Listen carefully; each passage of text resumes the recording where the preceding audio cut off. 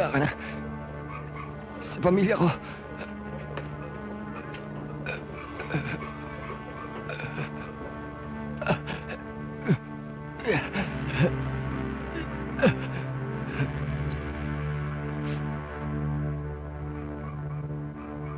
Sayang si paring Mando.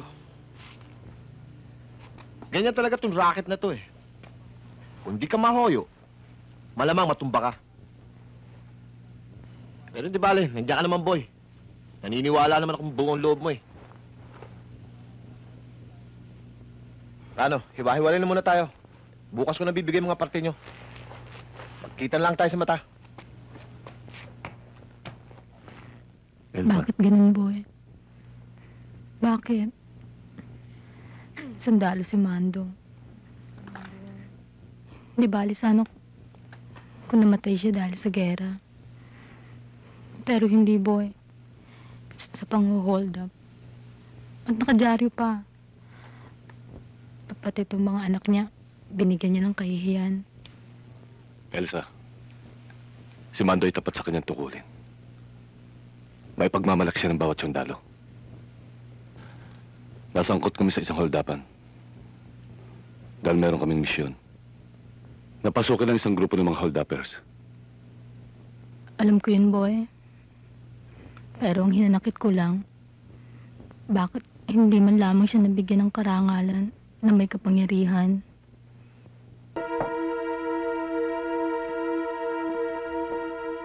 Sino yan?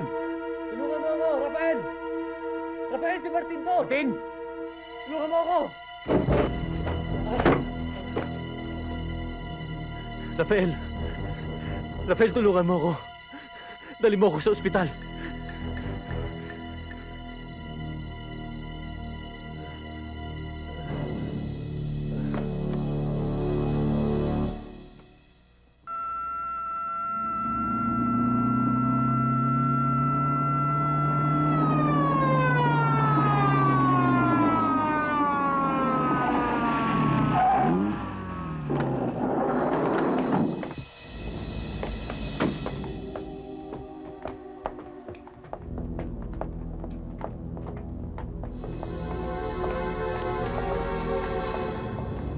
Yan ang sinasabi ko sa'yo eh. Kung hindi mo pinatay yung mag-amang yung, hindi mangyayari sa iyo yan eh. Eh, papatayin din naman nila ako pag nalaman nila sinunog ko yung kwartang binigay nila sa akin eh. Pati ikaw, Rafael. Namimiligro na rin yung buhay mo. Hindi lang ako. Pati buhay namin ni Cathy.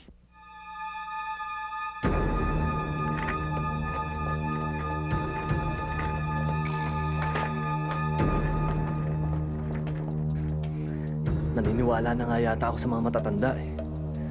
Di ba sabi nila, kapag galing daw sa dugo ang pera,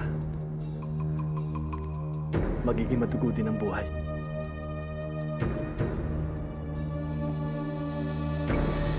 Tama ka, Martin.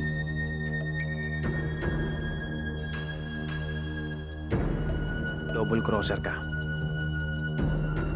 Hindi binubuhay ang mga katulad mo. Dapat ka nga mamatay.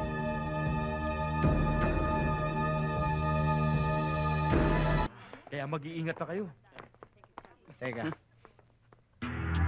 May mga bisita tayo. Pero hindi bisita yan, kalaban. Takbo na! Dito tayo, bilis! Nathan!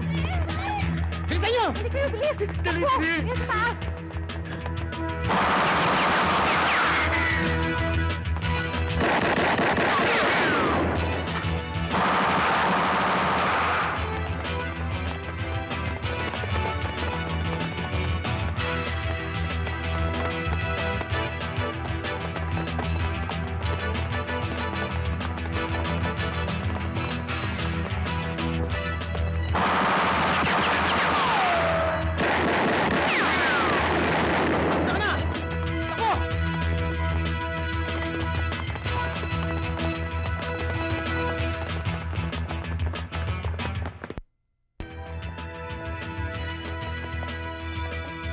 Sakay mo sila!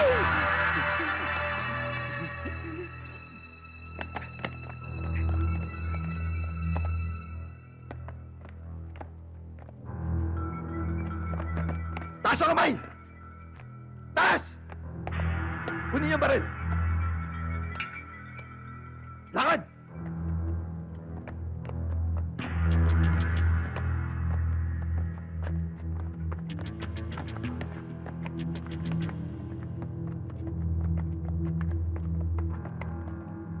Lakad na!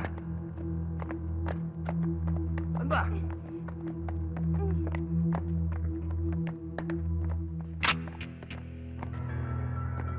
Hop, hop, hop, hop, hop, hop! Saan kayo pupunta, ha? Ha? Wrong timing ka, bay. Wala na kayong ligtas kumuwerte. Kamatayan na lang ang kaligtasan nyo! Ha? Bakit?